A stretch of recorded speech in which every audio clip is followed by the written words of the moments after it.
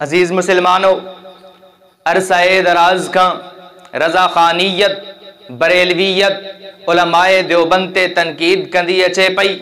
चए थो बाबे खे अशरफ अली खुजली दी वई, तो बाबे खाधी दवा,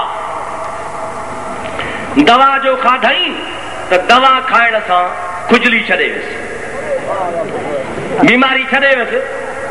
पर उन बीमारी छॾण खां पोइ दवा जो रिएक्शन थी पियो। कहिड़ो रिएक्शन थी पियो? चए थो अबो खदड़ो थी वियो। सम्झो ॻाल्हि आहे न? छा थी वियो? ॾाढे जो ओ खदड़नि जी औलाद तोखे मां ॿुधायां, ॿुध।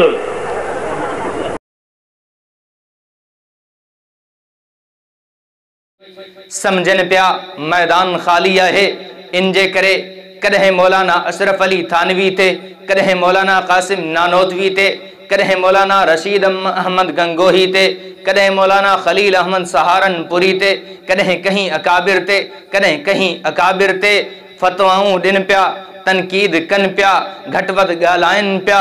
असां जॾहिं ज़रूरत महसूस कई उलमाए देवबंद जा रूहानी फर्ज़न थी करे असां ताक़ुब कयो, उन्हनि जे हर एतिराज़ जो जवाब ॾिनो, उन्हनि जी हर तनकीद जो जवाब ॾिनो, उन्हनि जो हर मैदान में मुक़ाबलो कयो। रज़ा ख़ानियत समझी वई जो मैदान जे अंदर हाणे उलमाए देवबंद जा फर्ज़न लथल आहिनि, उन्हनि जूं अखियूं खुलियूं, उनखां बाद में पाण खे संभारे न सघिया।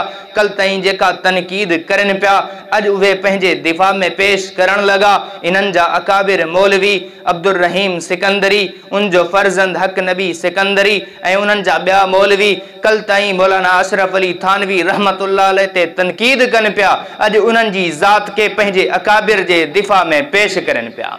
ये तुम्हारे मुल्ला अशरफ अली थानवी देवबंदी की इस किताब हयात अशरफ में, इसमें तो लिखा है कि तुम्हारे मुल्ला अशरफ अली देवबंदी अल्लाह के एक वली के कहने से पैदा हो गए।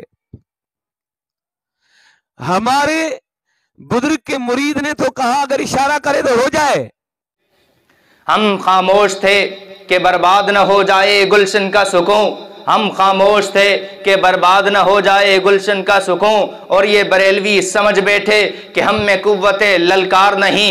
असा खामोश हुयासीं अमन के बरकरार रखण जे लाइ, असा खामोश हुयासीं पंहिंजे अकाबिर जी तरबियत जे करे, लेकिन जहीं वक़्त हिननि जे तरफ़ां फतवा जो ज़ोर वधी वियो, कॾहिं कुफ़र जी फतवा, कॾहिं इर्तिदाद जी फतवा, कॾहिं जनाज़ा न पढ़ण जी फतवा, पोइ असां फ़र्ज़ सम्झोसीं पंहिंजे अकाबिर जे दिफ़ा खे, पोइ असां फ़र्ज़ सम्झोसीं पंहिंजे वॾनि जे दिफ़ा खे। अल्हम्दुलिल्लाह दिफ़ा करे ॾेखारियो आहे, अहिड़े तरीक़े सां दिफ़ा करे ॾेखारियो आहे।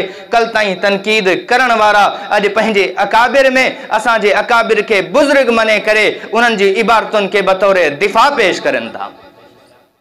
कल ताईं अब्दुल रहीम शर अलल ऐलान पंहिंजी तकरीरुनि जे अंदर मौलाना अशरफ अली थानवी रहमतुल्लाह अलैह जे बारे में घटिया अल्फाज इस्तेमाल करे पियो, गंदा अल्फाज इस्तेमाल करे पियो। जहीं वक़्त असां इन्हनि जे बिदती पीरनि जो, इन्हनि जे बिदती मौलविन जो ताक़ुब कयो, हुननि खे इल्मी जवाब ॾिनो, हुननि जी शिरक बिदआत खे वाइखो कयो, हुननि खे अवाम जे साम्हूं नुमायां ऐं निखारे छॾियो, त ही समझी विया जो हाणे दाल असांजी न ॻरंदी ऐं दिफ़ा जी इहा हिकिड़ी सूरत आहे जो हिननि जे अकाबिर जी किताबनि खे पेश कयो वञे।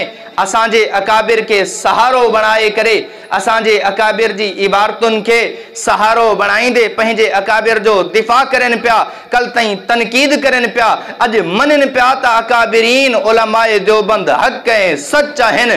कल जेके गुथा अल्फाज इस्तेमाल करनि पिया, अॼु उन्हनि खे अकाबिर मने करे, बुज़ुर्ग मने करे उन्हनि जी इबारतुनि के बतौर दिफ़ा पेश करनि था। अल्हम्दुलिल्लाह हक़ हमेशा नुमाया रहियो, हक़ हमेशा वाज़े रहियो। हक़ मनवायो आहे त उहो हक़ आहे, सच मनवायो आहे त उहो सच आहे। रज़ा ख़ानियत बरेलवियत के आख़िर हक़ जो सहारो वठणो पइजी वियो, आख़िर उन्हनि खे असांजे अकाबिरीन खे सहारो बणाए करे पंहिंजे वॾनि जो दिफ़ा करणो पइजी वियो।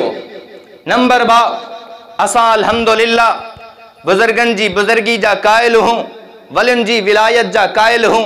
असां मञूं था बुजुर्गन जी दुआउनि में असर रहे, असां मञूं था वलियुनि जी दुआउनि में तासीर आहे, असां मञूं था वली अल्लाह जा दोस्त आहिनि, उन्हनि जी दुआउनि जे सदके अल्लाह ताला पंहिंजा कानून भी बदले सके तो, वे अल्लाह जा महबूब आहिनि। लेकिन ज़रूरी आहे जंहिं शख्स के वली सॾियो वञे तो, जंहिं शख्स के वली सम्झो वञे तो, उन जी ज़िंदगी के ॾिठो वञे छा उन जी ज़िंदगी शरीयत मुहम्मदिया जे मुताबिक आहे या कोन, छा उन जी ज़िंदगी इत्तिबाए मुहम्मदी में गुज़री आहे या कोन, छा उन जी ज़िंदगी अल्लाह ऐं अल्लाह जे रसूल जे फरमान जे मुताबिक आहे या कोन।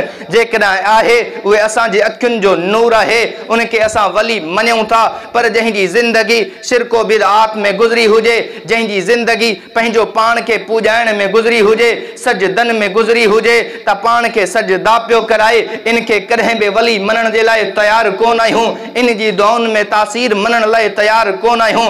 इन ॾे जेका ॻाल्हि मनसूब कई वेंदी उनखे पेट जो चक्कर था चई सघूं था, लेकिन वली जी दुआ जी तासीर कॾहिं नथा चई सघूं।